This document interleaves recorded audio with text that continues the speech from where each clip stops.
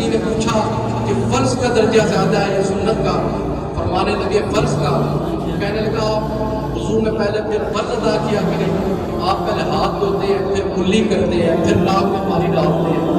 ہاتھ دھونا بھی وضو میں سنت، ناک میں پانی ڈالنا بھی وضو میں سنت، کلی کرنا بھی سنت۔ تو آپ پہلے فرض ادا کیا کریں، پہلے منہ دھویا کریں۔ فرمانے لگے ٹھیک تم نے کہا ہے، لیکن تمہیں پتہ نہیں ہے یہ میرے حضور کی سنت ہے، یہ نبی پاک کی سنت ہے، اس کی برکت کتنی ہے۔ فرمانے لگے شریعت حکم دیتی ہے کہ پانی معتدل ہونا چاہیے، نہ زیادہ گرم ہو نہ زیادہ ٹھنڈا ہو۔ زیادہ گرم ہو تو منہ جل جاتا ہے، اور شریعت حکم دیتی ہے کہ پانی بد ذائقہ نہیں ہونا چاہیے، اور یہ حکم دیتی ہے کہ پانی بدبو والا نہیں ہونا چاہیے۔ تو حضور علیہ السلام نے ہمیں پہلے 3 سنتیں عطا کی، ہاتھ پانی کے نیچے کر کے دیکھ لو کہیں پانی زیادہ گرم تو نہیں، اور منہ میں ڈال کے دیکھ لو کہیں پانی بد ذائقہ تو نہیں، اور پھر ناک میں ڈال کے دیکھ لو کہیں پانی سے بدبو تو نہیں آ رہی۔ اب 3 سنتیں ادا کرنے کے بعد جب تم فرض ادا کرو گے تو فرض ادا